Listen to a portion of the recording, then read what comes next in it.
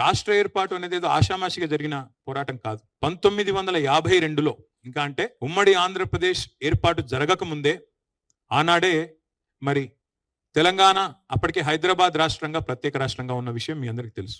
ఆ రోజుల్లోనే మరి పొరపాటున ఏమన్నా మళ్ళీ హైదరాబాద్ రాష్ట్రాన్ని ఫజల్ అలీ కమిషన్ సిఫార్సులకు వ్యతిరేకంగా విరుద్ధంగా హైదరాబాద్ రాష్ట్రాన్ని అట్లాగే ఉంచాలని చెప్పి ఫజల్ అలీ గారు చెప్పినా కూడా దీన్ని ఏమన్నా ఇతర ప్రాంతాలతో కలుపుతారేమో ఆందోళనతో ఆ రోజే 1952లోనే గైర్ ముల్కీ ఉద్యమం జరిగింది.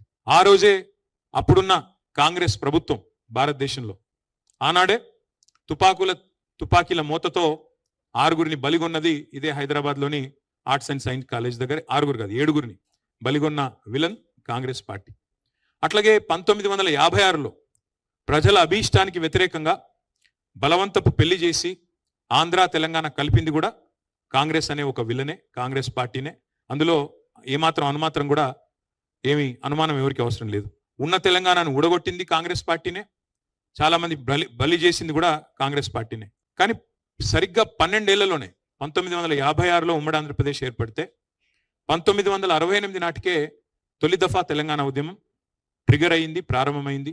మరి ఆనాడు విద్యార్థులు ఉద్యోగులు వాళ్ళే సారథులై వాళ్ళే నడిపించారు తప్ప రాజకీయ నాయకత్వం అందులో మొదలు లేదు. 68 నుంచి 71 వరకు ఉద్యమం జరిగితే 370 మంది పిల్లల్ని బలిగొన్నది కాంగ్రెస్ పార్టీ. ఆ రోజున్న కాంగ్రెస్ పార్టీ కర్కశంగా 370 మంది పిల్లల మీద తుపాకుల తూటాలు జరిపి చివరికి 370 మంది చనిపోవడానికి కారణం అంటే దానికి కూడా ముమ్మాటికి కారణం కాంగ్రెస్ పార్టీని. అట్లాగే 71లో జరిగిన ఎన్నికల్లో, పార్లమెంట్ ఎన్నికల్లో 14 పార్లమెంట్ స్థానాలకు కాను 11 పార్లమెంట్ స్థానాలు తెలంగాణ ప్రజా సమితి బ్యానర్ మీద 11 స్థానాలు ఇచ్చి ఆ పార్టీ కొత్త పార్టీకి మాకు తెలంగాణ కావాలి అని ఆకాంక్షను 52లో ఎట్లా అయితే చెప్పారో, 68లో ఎట్లా అయితే చెప్పారో, 71లో కూడా ప్రజలు నిర్ద్వందంగా చెప్పారు.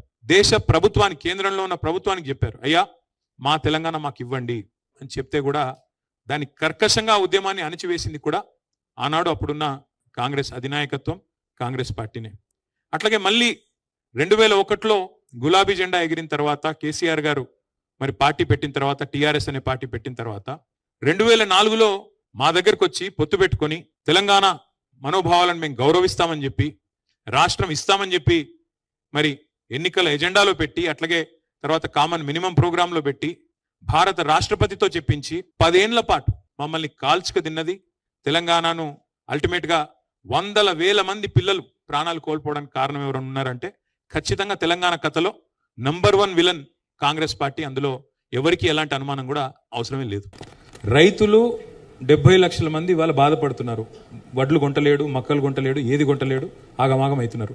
కానీ రోడ్ ఎక్కితే ఎర్రటి ఎండ కూర్చోవాలి. రేవంత్ రెడ్డికి పోయేది ఏం లేదండి, వడదెబ్బ అని తప్పించుకొని వెళ్ళిపోయింది సగం స్పీచ్లనే. కానీ రైతులు అట్లా కాదు కదా పాపం, అదే కుప్పల కాడ అట్లే కాపలా ఉంటున్నారు. వడదెబ్బ అయినా ఏ దెబ్బ అయినా అన్నీ ఉన్నారు. కానీ యుద్ధం చేయాల్సి వచ్చినప్పుడు తెలంగాణ చేస్తుందమ్మా. Telangana knows when to respond, Telangana knows when to revolt, Telangana knows when to teach a befitting lesson. So Suman ఏదో అన్నాడు, ఇంకో ఆయన ఎవరు అన్నారు, అదన్నీ పట్టించుకోకండి. 100% తెలంగాణకు ఆ చైతన్యం ఉంది, ఆ జ్ఞానం ఉంది. ఎప్పుడు స్పందించాలి, ఎలా స్పందించాలి, ఎలా బుద్ధి చెప్పాలి. రేవంత్ రెడ్డికి, కాంగ్రెస్కి ఇంకొక 15-20 ఏళ్ల పాటు రేవంత్ రెడ్డి గారు కాంగ్రెస్ని తెలంగాణలో బొందబెట్టిపోతాడు. నేను చెప్తున్నా, ఈరోజు గుర్తుపెట్టుకో. Today is 3rd